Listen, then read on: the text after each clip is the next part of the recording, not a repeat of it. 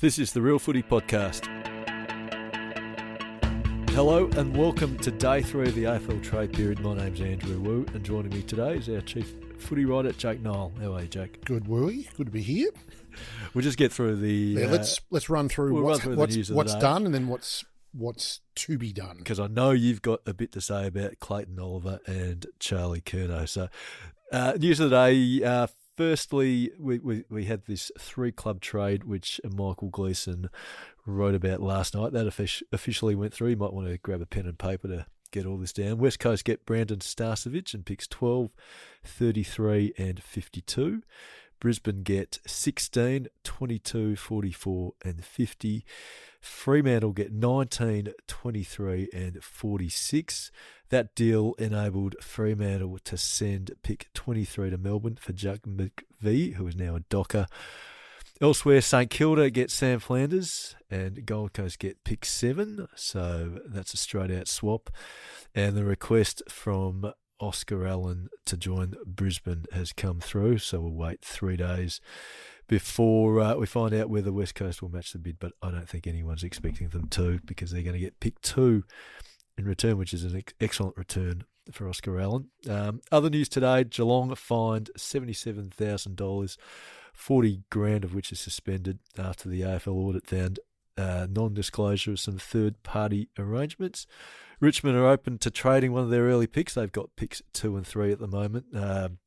Pick 3 they acquired from North Melbourne last year with their pick swap on trade night on the draft night. Zach Butters was spotted training with Carlton's development coach Torrin Baker at an oval in Melbourne's Inner West. Torrin Baker is the development coach at Carlton, but he's also he was also the Western Jets coach when Butters went through there, so there's a connection there. And finally, Clayton Oliver's love the facility swipe at Melbourne turned a few heads on social media. Why don't we get straight into Clayton Oliver then? Yeah. Well, look, Willie, what's essentially the situation here is that he's done a medical at the Giants. The Giants are keen. The Giants are the clear front runners. Collingwood have got a toe in the water here, but I'm not sure how flat to the board they are for Clayton. They're certainly, Justin Lepich has flagged that they're interested, and they're at this stage the only other club that's interested in Clayton Oliver. Obviously, there are others. Geelong had that big go at them last year. The issue with the Giants, I think this trade is likely. The problem or the stumbling block potentially is the money. Clayton is being paid approximately $1.3 million average a year for another 5 years. GWS with the likes of Finn Callaghan and Josh Kelly and Toby Green and et cetera, are not going to be able to pay anywhere near that level. Now, there was a report that that Melbourne were willing to pay 6 or even 700 grand. I would hazard to guess that if it's not more, this is based on what I hear out of the Giants. They didn't give me a number, but it's going to have to be a lot. So it's not going to be 300 grand, I don't think. They're not going to pick up $1 million. They're not going to pick up 900 grand. I think it's going to have to be upwards of $500,000 and possibly in that vicinity of what that, I can't remember who said it would be 600 or 700 they'd pay. I'd heard at least 500 was on the cards, but we'll see. From Melbourne. But I think to get it done to the Giants, the choice of club almost means they have to pay more. So if he was going, for argument's sake, to St Kilda obviously have a lot of cap space. Now, St Kilda are not interested. If he was going to Adelaide might be able to pay 900 or 950. The Giants are not going to be able to pay. I can't see them paying more than 800,000. Not even that. Probably more like 7. That's a bit of guesswork there. But I think the amount's going to be substantial if Melbourne are going to get this done. I don't think the draft picks will be a problem at all. Yeah, so Melbourne... So it's hinging on whether... how much the Giants are willing to pay. Well, how much Melbourne are willing to pay. Oh, sorry, how much Melbourne this hinges on Melbourne. I think it'll go through because I think in the end, Melbourne have thrown him out. Melbourne have thrown him out. So it reminds me a bit of Brodie Grundy in the sense that Collingwood were throwing Brodie Grundy out, and so Collingwood was obligated to pay. But again, that wasn't at that scale. That was looking at Brodie Grundy was on about 930 or 40 grand. And there were bigger amounts that went over $1 million in some years, but that was the average, was just under $1 million. And Collingwood, I think, was stumping up something like 300. But for a number of years, 250, 300, and I think that it got to Melbourne paying about 600 when they took him, and then of course he went to Sydney. So that I think we're looking at a similar scenario, except I think the money being paid will be more extreme if it happens. So if Melbourne pay 500, that's a guess. I'm not. Well, roughly. I think it'd have to be at least 500. Yeah, that would mean Giants are paying 800. Is he 800,000? No, I think at the moment he's a $700,000 player. So if he plays at his best, he's a $1.1 million or he is a $1.3 million player at his best. But I think it's going to have to be a balance there, and unless Clayton's willing to take a pay cut. You can't see that happening, can you? Well, players tend not to, and they don't have to because he can just go back to Melbourne. Bear in mind, he did not want to leave Melbourne. Yes, I think so. He did not want to leave Melbourne, and I think that's an operative point. The Giants are still going to look. The fact that they want him, and the fact that he wants to go to he hasn't nominated the Giants yet. He hasn't said he's not going to Collingwood. Justin Lepich was going up to Sydney to see the Collingwood list manager to see Clayton. We'll see what transpires. Collingwood is not a hard club to sell, generally speaking, but I think the Giants have got a very compelling case to get a player away from the spotlight, like Jesse Hogan and Jake Stringer. So they've had two players who've been checkered pasts, had some issues off field that have succeeded, and Clayton, I think that's a good sell. And also, of course, they have the possibility that Josh Kelly won't play for a big chunk of next year. Yeah, well, and on top of that Darcy Jones injury as well. So they need a few players to come in to strengthen their best 22 or 23 now that they've got rid of the sub. We'll move on to Charlie Curnow. He's the other big name, one of the big names whose future is in doubt in this trade period. What have you got to tell our listeners about where Curnow is heading? Well, it's slow going, and what's happening is that Carlton are pretty firm in that they want a very significant deal. There hasn't been any players as yet on the table from the Swans or Geelong. I think there's been discussions about draft picks, but it hasn't got to the point of being about players or a player. And there's clearly Sydney are not going to trade any of their 3 or 4 or even 5 guns. So bearing in mind, of course, that Charlie's 28 and you wouldn't be trading Goulden. Heaney's an even better player than Curnow. And Chad Warner's, a free agent next year, so why would he look at anything other than his free agency? And he might go back to the West. So those three. And then you look at Nick Blakey, and I just gather Nick Blakey's not, from when I last had conversed with people, he wasn't keen on going to Carlton, and nor were Sydney in any keen on trading him, given his age, which is, 24 or something. So I think what we get down to is that this is going to be problematic. And one important point, though, is that with Graham Wright in charge of Carlton at the top and Chris Davies, they're straight shooters, and they're not the sort of guys that want to be doing deals on Wednesday at lunchtime for the deadline. If there's a player involved, Carlton will need to see the player, probably even next week is too late. It would have to be maybe Monday at worst. I don't think they can be doing this deal on Tuesday afternoon, looking at a player for the first time. That's the Carlton psychology in this. Having said that, Carlton have been amenable to a trade. So they haven't closed the door on it. They just said, well, we don't want to trade him. We want to keep him, but we'll listen. And that's different to the Essendon position on Zach Merrett. Yeah, well, they need, from a Carlton point of view, if you're letting out a player like Charlie Curnow, then they need something substantial in return, not only on the field, but also they need to sell the members something, don't they?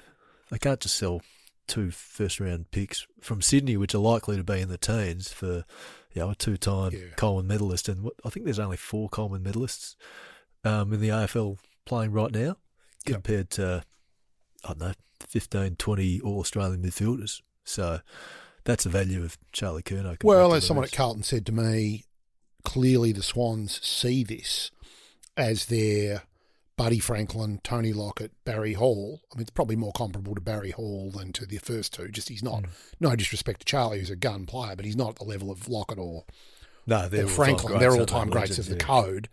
Hall, very good player though, was in the best handful of players in the AFL for a period. And he came a little bit earlier in his career than a few years earlier than Charlie. Charlie's older, but he's still a gun player, and he'd still get a few turnstiles clicking and get Sydney, who are weak in key forwards. It fits their needs perfectly. So I think Carlton, if it's Sydney, Carlton are just waiting. And on Geelong, we can't discount Geelong because Geelong are a club that can strike suddenly. I think they're less likely, and they're, of course, dealing with the Rowan Marshall possibility. But Geelong, you never know. How are they going to get the picks, though, with Geelong? Well, they have to trade a player or players out. Yeah. I don't think that's likely, but I wouldn't say it's impossible. As you see it now, where do you think Charlie Curnow's playing his footy next year? We won't hold you to it. This is a Wednesday afternoon. Well, not so much a prediction, but just your gut feeling. I think there's a chance it will be. I think it's almost even between Carlton and Sydney. Interesting. Like, have you got a view? I'm guessing. If I knew, I'd. I think it'd have to be a compelling offer for Carlton to move on Charlie Curnow. But in these situations, given a lot of the chat from Carlton about Carlton first, all of the talk and the marketing in the last 6 or so weeks, I think they're probably more keen to let him go than they would publicly say. Yeah, I think that it comes down to the deal. Yeah, as these things always do. Whereas with Christian Petracca, I'd be pretty confident, 80% that he'll get to Gold Coast. I don't think that deal will be stopped because Gold Coast are in a position to do the trade more easily than Sydney. And Gold Coast have got more collateral. They've got more stuff on their books that they can offload. Geelong have got even less, but Geelong would have to be very bold to get in the picture. And at the moment, they don't look likely. Yeah, Graham Wright to me doesn't seem like the sort of operator who would let Charlie Curnow, Tom DeConey and Jack Silvani go without something significant coming back. That's kind of my read from afar. So, well, the only thing is that they've got these gun father-sons coming in, touch wood. So they're going to get Harry Dean in the draft this year, Peter Dean's son, and they'll get Andrew Walker's son, Cody Walker, who's potentially a superstar, a very high pick, but they'll need an extra draft pick. But I don't think Carlton are going to factor, from what I'm told, they won't factor that into the Curnow deal. And Zach Merrett, any further developments today? Well, Essendon are just sticking to their guns, and at the moment, it's a similar situation where Hawthorn have to come to the party with something because it's only one club. Unlike Charlie, there's potentially an auction for Curnow, but for Merrett, there's it's a one-club race. And Essendon, because I think there's a lot of politics in this. This is not simply about, as I've written, this is not simply about the player because he was the captain, because there's some bad blood, because there's some anger at Hawthorn. I think this has got a lot of work to do to get this to happen. Do you think Essendon want to get it done? They want to keep him there because I think one of the I can see both sides as to whether Essendon should or shouldn't keep him. But one of the negatives of keeping him or of letting him go would be it provides a bit of a blueprint for anyone else who is disgruntled that this is what you do to get out of the club. And I don't think Essendon really want to go through a process. Well, I don't know what you thought, but I raised the comparison of the Premier League with the Isaac, the striker at who went from Newcastle to Liverpool, where he made his position untenable in a point where he had to then be traded for a record for £125 million, which is 255 million Australian dollars. He did that. Now, Merrett was going a few steps down that road. He didn't get to that point, but because he still went to the best and fairest, still spoke to Andrew Welsh, had a meeting with Andrew Welsh, the incoming president, still spoke to Andy McGrath and I believe others in the club. And he's spoken to Brad Scott along the way. So it's not like Merrett has completely burned the bridge behind him. But having said that, as the captain, he won't be captain.